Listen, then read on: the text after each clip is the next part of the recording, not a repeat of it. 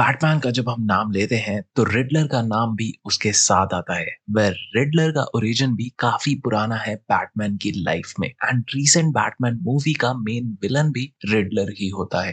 हम ये तो जानते हैं रिडलर बैटमैन के लिए रिडल्स क्रिएट करता है, बट हम ये नहीं जानते कि रिडलर का ओरिजिन कैसे हुआ था। तो आज हम बात करने वाले हैं रिडलर के कॉमिक बुक ओरिजिन के बारे में, लेकिन उससे पहले welcome to as you red as red.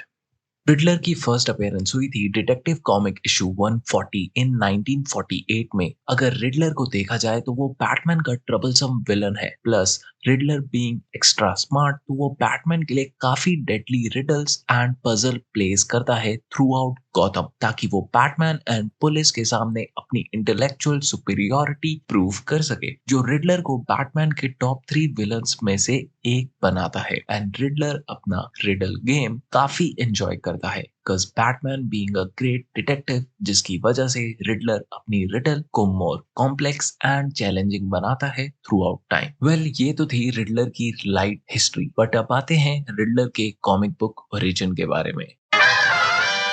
बात करते हैं डिटेक्टिव कॉमिक इशू एनुअल 8 के बारे में। ये इशू निकला था 1995 में, जहां पर रिडलर अपनी बैक स्टोरी एक दूसरे कैरेक्टर को नरेट कर रहा होता है। This is the story of Edward Nygma. ये सब शुरू हुआ था वाटरबरी में, जहां पर एडवर्ड एक यंग चाइल्ड है एंड वो अपने पेरेंट्स से कॉन्स्टेंटली क्वेश्चन करता है कि ये लीव्स ग्रीन क्यों है, जिसमें उसकी मदर उसे बोलती है कि ये क्वेश्चन वो अपने डैड से करे। एंड वो अपने डैड के पास जाता है, सेम क्वेश्चन करता है, बट एडवर्ड के फादर अपने काम में बिजी होते हैं तो वो उसे बोलते हैं बॉदर नहीं करने को। इसके बाद एडवर्ड एक क्रॉसिंग गार्ड से सेम क्वेश्चन करता है, बट वो उसे आंसर करता है क्लोरोफिल या कुछ, जिसमें एडवर्ड बोलता है व्हाट एंड गार्ड बोलता है या तो रोड क्रॉस कर ले या यहाँ से चला जा। नाउ सैड एडवर्ड स्ट्रीट की साइड में बैठकर ये सोच रहा होता है कि अडल्ट्स के पास आंसर क्यों नहीं है, या वो ये सब कुछ भूल चुके हैं, लेकिन मैं वो बनूंगा जिसके पास सारे आंसर्स होंगे, चाहे उसके लिए मुझे खुद ही क्वेश्चंस क्यों ना फॉर्म करने पड़े। अब एडवर्ड अपनी क्लास में होता है,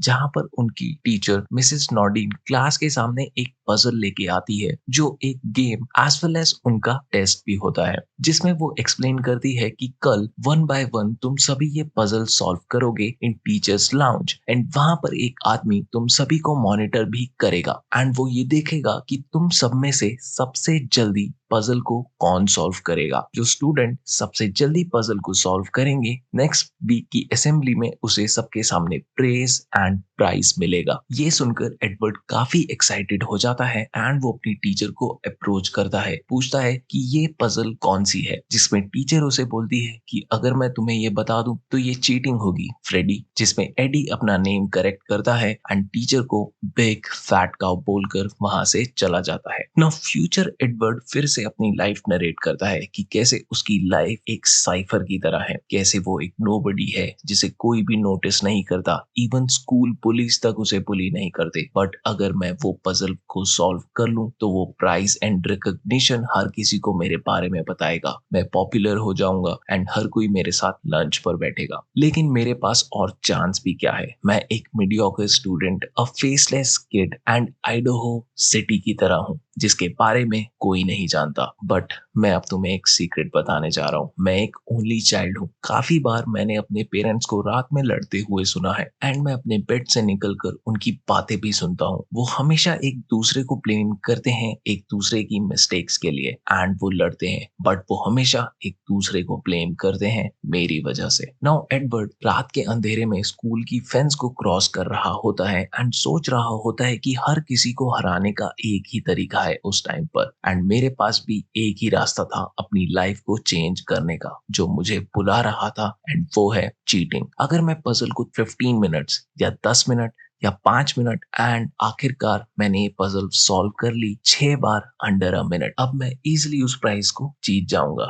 ये हुआ भी, मुझे वो प्राइज भी मिला, बट वो सारी ग्लोरी एंड फेम एक वीक के बाद गायब हो गया। मैं फिर से एक नोबडी बन गया। सब कुछ सेम था except now the bullies noticed me, bullies like Batman. Finally मेरा इवेंटलेस चाइल्डहुड ओवर हो गया था। I mean, कुछ चेंज नहीं हुआ था, बट मुझे एक प्राइज मिला, a book more like a doorway. मैंने उस बुक को अपनी सारी अटेंशन दी जो मैंने कभी अपनी स्टडीज या किसी और चीज को नहीं दी, एंड मैं और मेरी हंगर रिडल्स के लिए इंक्रीज होती गई। अब मुझे सब पता था, पजल्स, ट्रैप एंड ट्रिकरी के बारे में। मेरा फेवरेट सब्जेक्ट था द ग्रेट हुडीनी। नाउ एक अच्छी ट्रिक तभी होती है जब उसके लिए अहेड ऑफ टाइम सोचा जाए, जिसमें स्लाइट ऑफ हैंड सबसे ज्यादा इंपॉर्टेंट है, एंड वो स्किल विद टाइम ही आती है। वेल, ये करते करते मैं बड़ा हो गया एंड ज्वाइन किया वर्क अ डे वर्ल्ड, जहां पर मैं एज अ डिलीवरी बॉय था एंड एक productive member of the society, जो इक्विवेलेंट था बीइंग इन हेल। मैं हमेशा बोर रहता था अपनी जॉब से, मेरे आसपास कोई भी इंटरेस्टिंग नहीं था। बट जैसे ही सब कुछ खत्म होने वाला था, मुझे फिर से एक और चांस मिला। मैंने फिर से अपने गिफ्ट्स को यूज किया, गिफ्ट ऑफ चीट्स। मेरे पास कोई स्किल्स तो नहीं थी, बट मैं कुछ भी फिक्स कर सकता था। मेरा माइंड किसी भी प्रॉब्लम को सॉल्व कर सकता था, एंड जिसके लिए मुझे बस प्रॉब्लम को ढूंढना था। बट इसमें कोई थ्रिल नहीं था। इसमें कोई ट्रिक नहीं है एंड कोई थ्रिल भी नहीं है। सिंपल थेफ्ट कोई गेम नहीं है, वो बस एक जॉब है। तो मैंने कुछ नोट्स भेजे जो एट फर्स्ट किसी ने अप्रिशिएट नहीं किए, जिसकी वजह से मुझे सबकी अटेंशन ग्रैब करने के लिए काफी कुछ करना पड़ा। जिसमें एक बार रिडलर ने पुलिस हेडक्वार्टर में एक बॉक्स भेजा था, जिसके अंदर कन्फेटी में रिडलर का नाम एंड ढेर सारी रिडल्स थी। नाउ ये एक चॉइस थी कॉप्स के पास कि वो वहां पर आए। वो सभी छुपे हुए थे एंड मैं एंजॉय कर रहा था। बट तभी सब कुछ रुक गया जब वो आया। काफी सुना तो था, मुझे लगता था ये कोई अर्बन लेजेंड है या कोई फोक टेल, लाइक एलिगेटर इन सूअर्स या चोकिंग डोबरमैन। बट वो रियल था। उसे पता था कि वो मुझे कैसे ह्यूमिलेट कर सकता था। बट मेरे लक ने मुझे बैटमैन से बचा ही लिया उस दिन। वेल, ये तो था रिडलर का कॉमिक बुक ओरिजिन। देखा जाए तो रिडलर बस एक अटेंशन सीकर किड ही था बचपन से, बट नॉनदलेस उसकी रिडल्स काफी ट्विस्टेड रहती थी, जो और भी काफी सारी आर्क्स में देखने को मिलती है। तो बात करते हैं स्टोरी आर्क्स की। सबसे पहले आती है बैटमैन रिडलर फ्रॉम 1995। इस कॉमिक में रिडलर एक टीवी शो ब्रॉडकास्ट करता है जिसका नाम होता है रिडल फैक्ट्री। इस गेम का ट्विस्ट ये है कि हर एक कंटेस्टेंट को एक रूम में डाला होता है एंड जो एक ट्रैप से सेट होते हैं, एंड उस ट्रैप से बचने का एक ही तरीका होता है अगर कंटेस्टेंट उस रिडल का सही आंसर दे दे। वेल, कॉमिक से कहीं ना कहीं इंस्पायर होके एक मूवी भी बनी है जिसके बारे में हम बाद में बात करेंगे। वेल, ये गेम शो कवर होता है रिडलर का एक प्लान।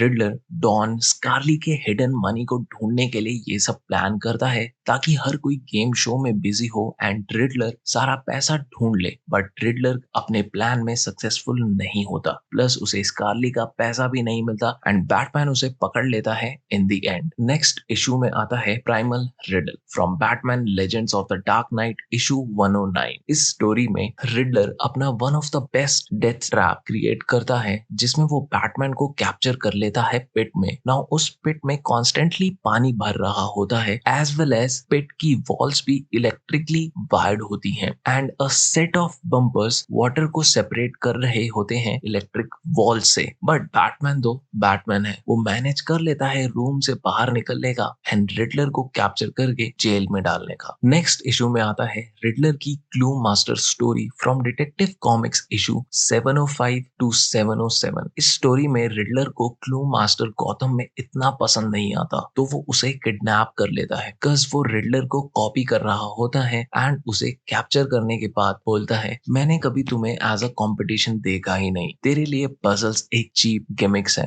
बट मेरे लिए ये मेरी लाइफ है। तेरे लिए भले ही डिफिकल्ट हो, बट मेरे लिए वो आर्ट है। रिडलर ये बोलकर क्लू मास्टर को वेस्ट पहनाता है जो एक लाइफ बॉम्ब होता है, जिसमें बैटमैन के लिए कुछ रिडल्स रखता है ताकि वो उन्हें सॉल्व करके बॉम्ब को डिफ्यूज कर दे। बट ये रिडलर का रियल प्लान नहीं होता। बेसिकली रिडलर बैटमैन को क्लू मास्टर के पीछे भेजता है ताकि वो खुद in reality priceless baseball merchandise चुरा सके। बट बैटमैन क्लू मास्टर को भी बचा लेता है, रिडलर के सारे रिडल भी सॉल्व करता है एंड रिडलर को कैच कर लेता है। नाउ इस इवेंट के बाद Riddler and clue master occasionally team up करते हैं बैटमैन के अगेंस्ट।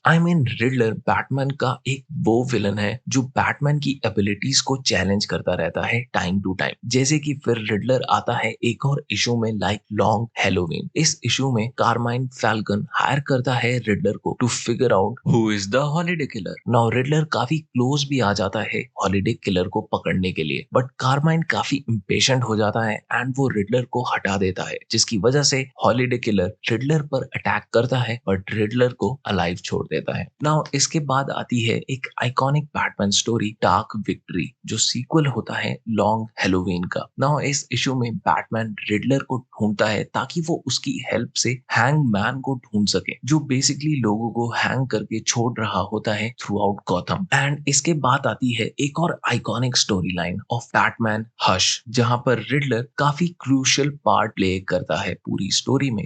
इस स्टोरी में रिडलर कैंसर से मर रहा होता है, जिसकी वजह से वो रास अल गुल की लैबोरेटरी को ढूंढ लेता है एंड वो अपने आप को क्योर करता है वहां पर बिना रास अल गुल को पता चले। एंड अगेन ये एक और स्टोरी इशू है जिसमें ये story line Riddler and hush के अराउंड ही ट्रेवल करती है। एंड लास्टली हम आते हैं जीरो ईयर पर, वेयर रिडलर की और भी काफी सारी स्टोरीज है, but zero year is one of them जो नेक्स्ट लेवल है। इस इशू में रिडलर काम करता है वेन एंटरप्राइज के लिए, जिसमें रिडलर ब्रूस के अंकल को मार देता है, फिर कंपनी को छोड़कर गौतम में एक मैसिव ब्लैकआउट कॉज करता है, वो भी उस टाइम पर जब गौतम को एक मैसिव हरिकेन हिट करने वाला होता है, जो मैटर्स को और वर्स कर देता है गौतम के लिए। बट अब हम बात करते हैं रिडलर की पावर्स एंड एबिलिटीज के बारे में।